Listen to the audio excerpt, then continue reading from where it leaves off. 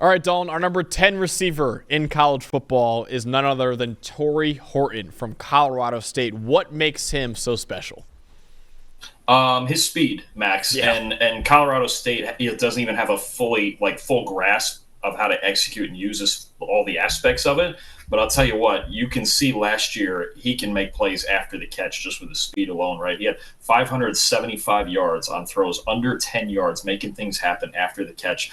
An identical 575 yards after the catch, which was 11th most in the country. So that's the part you can really, really tell. If you get the ball in his hands, he can absolutely fly. He tied Malik Neighbors for the fastest top speed of any wide receiver in the country last year, over 23 miles an hour. And as far as his average top speed, it was near 22 miles an hour, which was fourth best in the country. Neighbors won in that category as well. So Tory Horton, he's got good size at 6'2". He's got blazing speed, and it's more of like that gliding kind of speed that sneaks up on you.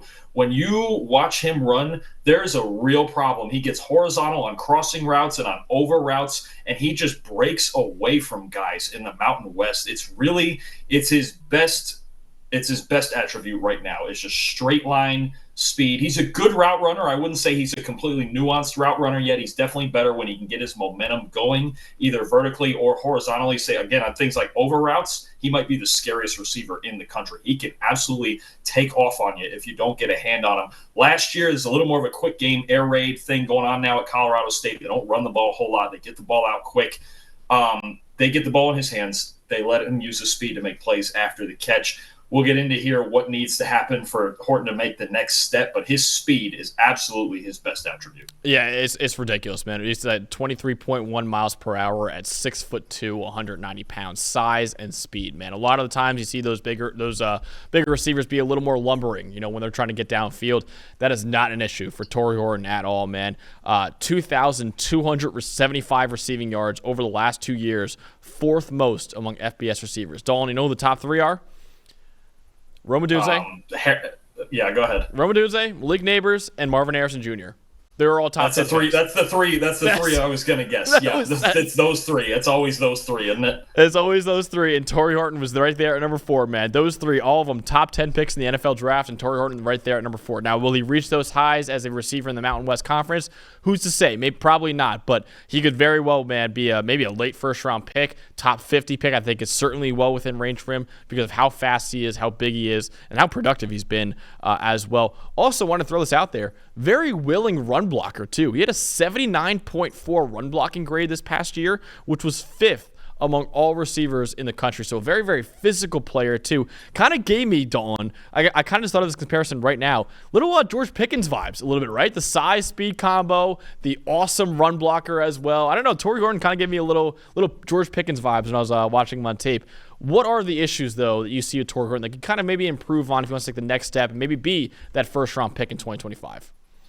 There is something missing there right now that makes his profile different from Pickens, and this isn't all his fault. There's two things to me. One, he lines up at the same spot out wide to the right over 75% of the time. I would like to see them move him around more. We've seen him get some good work done in the slot and getting horizontal and drags and over routes and things like that. So I think I'd like to see them diversify his position in the offense more and just move him around more. But the bigger thing to me that stands out is that he caught just 5 of 27 deep balls thrown his way.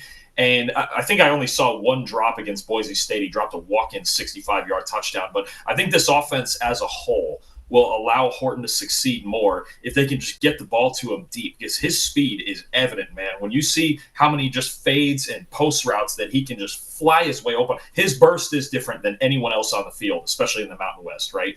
He can just run right by people. And Colorado State, a lot of it is the quarterbacks and everything like that. They just need to execute getting him. If they can even get, you talk about the goal really when you're trying to complete deep balls is right around 50%. If you can complete half your deep balls, you're looking good. If they get 7 or 8 more deep balls out of Horton completed this year, say on a sample of 27, you're talking about a guy who could go for 1,500 yards. They just don't execute as a team down the field vertically enough. Horton could be in line. If they do this, he could be in line for a 1,500-yard season down there with the volume he gets, with the amount that Colorado State throws the football. But they have to find a way to just get the ball to him. There's too often where he's open, he's got to step on somebody deep, and the ball just sails over his head or sails behind him or wherever, right? On those 27, I only counted one drop that I saw. I just don't – I don't think Horton – I don't think they're using him enough or executing well enough when he gets deep behind safeties, right? A lot of it is just execution. If they get that rate up to 50% on deep balls, he could be in line for a massive, massive year. Yeah, so actually I'm looking at it right now. Deep attempt passing grade in college football. Colorado State was 105th in the country last year at a 66.5 grade. So they are not really doing them too many favors downfield with their quarterback situation. They were 99th in the country overall in overall passing grade. So that is definitely something that he's not getting fully unlocked, let's put it that way, in the Colorado State Rams offense. I think he's looking at him personally. I think he's kind of an average separator one-on-one, but he placed in the 51st percentile of FBS receivers this past year with a 58% open target rate against single coverage. So I think his separation ability can be a little bit improved. I also think his hands are good, but he had over a 6% drop rate over the last 2 years. They're above average. They're not bad, don't get me wrong, but they are above average. Nothing special or anything like that. So I think he get a little bit stronger too. He's 190 pounds right now at 6'2", and now obviously the physicality has been no issue for him, especially as a run blocker. But it is a big step up going from the Mountain West to the NFL. So when you look at the NFL projection, I think adding a little bit of weight, maybe getting up to 200 pounds, will be great for, I think, Tory Horton's game as more of a size speed freak that I think he'll be right now. So that's what we got on Tory Horton, our number 10 receiver in college football.